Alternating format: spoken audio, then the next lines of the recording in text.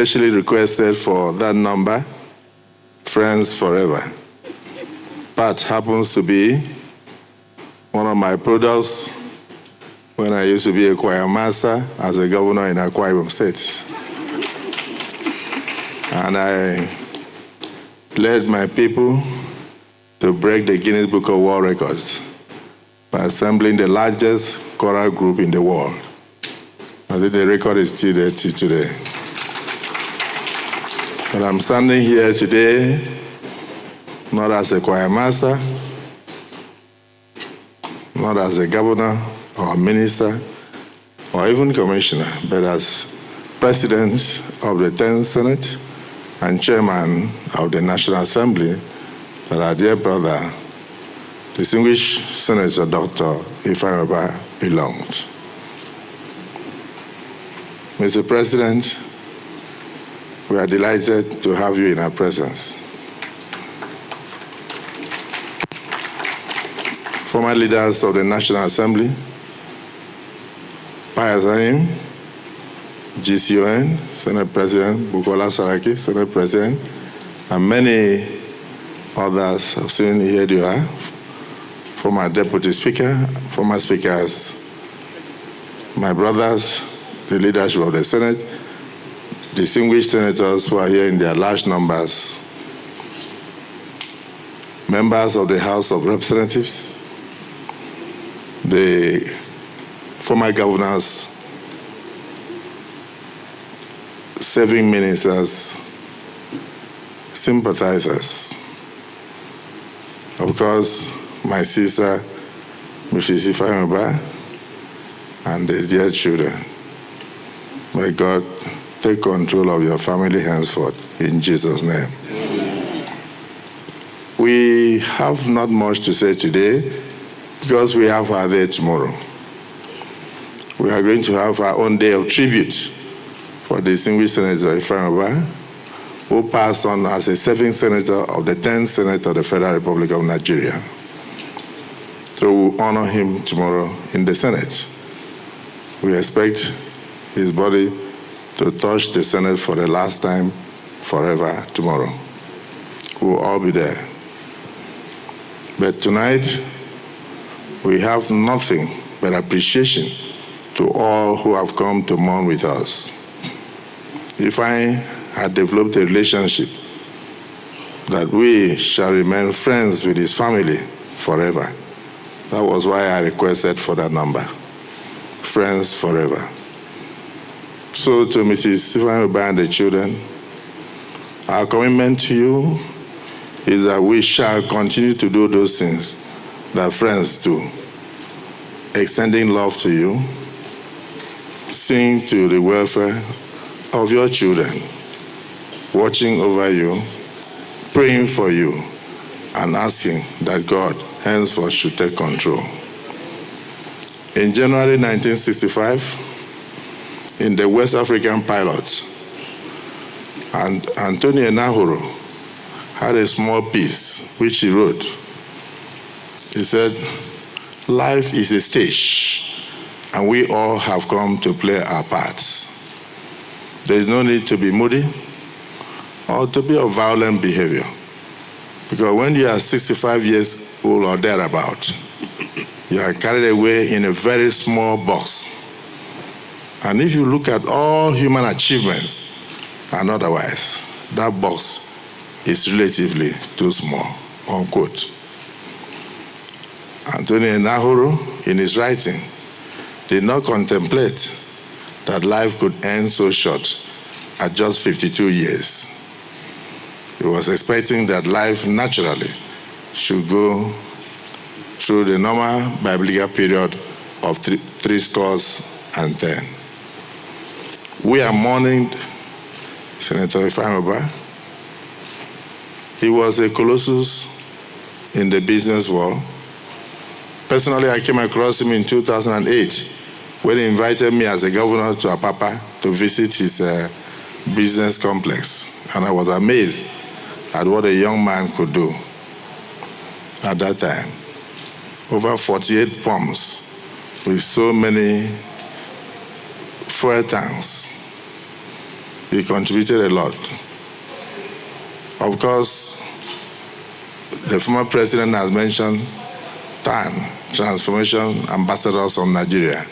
He took the country by storm. When he entered into politics, a lot of people in Anambra were shaking. They were very scared of distinguished Senator Ifeanyi Ubah. Ifeanyi Ubah was very prepared to prove that political party did not matter to him. What mattered was the love of the people. Igbo love him. So whether he contested under any platform did not matter. Hence, he picked on YPP. And he won election twice to the Senate. And it's not an easy thing to win election as a senator. Even Senator Ngige can tell you that. So, when he joined us, our chairman, Ganduje, is mourning today. Please accept my sympathy, because you were about to prove a point in Anambra that even the obedient movement of 2023 did not affect Ifeanyi Ubah and did not affect Nnewi community. You've lost a lot. We're about to prove that point when Ifeanyi turned from YPP to join us in the APC family. We're very glad, and we still remain glad. We hope God will bring more of Ifeanyi Ubahs to Igbo. That was not only positive, but imagine what he did in terms of bringing security. Security to the people. So we'll do our best to join you even on the day of interment. All the threats notwithstanding, the senators are determined to be in Nnewi to honor Senator Ifeanyi Ubah. And I'm saying that because even my dear wife, Ekaite Onoma Gospel Akpabio, one of you, I don't take the threat lightly. Somebody said, if I don't, is it Rochas, my people, that said, if I don't take the message to the federal government to do one or two things, that it will come for my wife. I got scared. Because I know I'm standing here, all the strength I have is because of the prayers of my wife. I don't know. So I want to plead with Rochas. I will come to your house personally to inform you after I've delivered the message to the federal government. So please don't contemplate withdrawing your daughter from my house. I don't know what I would have done. But I thank all of you. On behalf of the 10th Senate, on behalf of the distinguished senators, Deputy Senate President, the leadership, and all of us, we say to Ifeanyi Ubah. Let me just mention an incident we should mention tomorrow. Ifeanyi Ubah did not like anything about marginalization.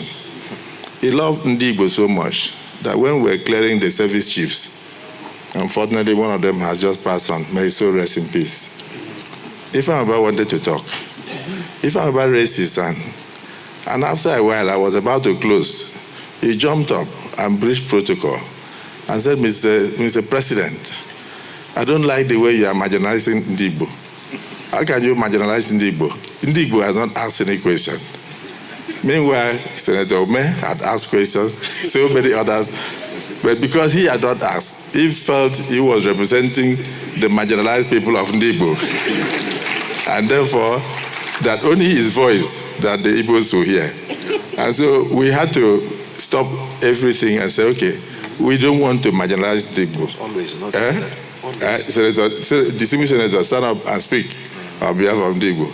He just stood up and said he wanted to thank them for assisting him to provide security in Nnewi and sat down. So, at any point in time, in fact, unfortunately, he won't be there to see the growth of his baby. The Senate passed the Southeast Development Commission. And this is something we feel should have been done immediately after the war. There should have been a special commission to take care of the destruction and the effects of the civil war on the Igbo.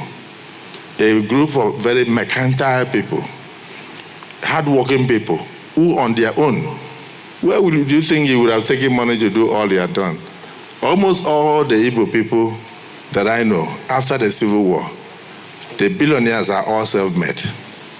Whether in the aviation industry, you look at Ojema, whether you look at Chief Okonkwo, who just found out that he wasn't the only one who sponsored Governor Gige. Yeah. And that Ifeanyi Ubah was also there. So I expect him and Governor Gige to go and discuss outside. That is United. Whether Emeka Ofo and so many others. I can tell you that the Igbos are self-made. The Igbos are very proud people. The Igbos are very mercantile.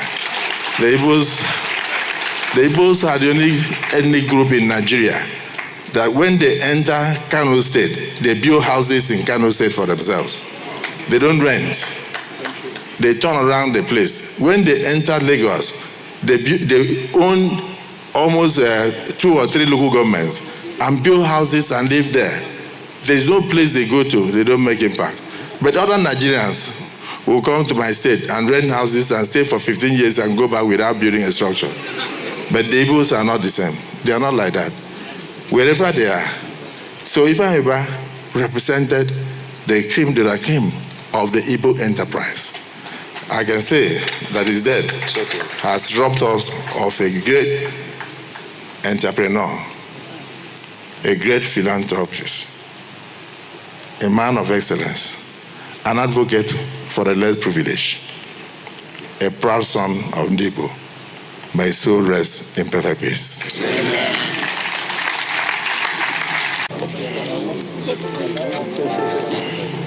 Good day, sir.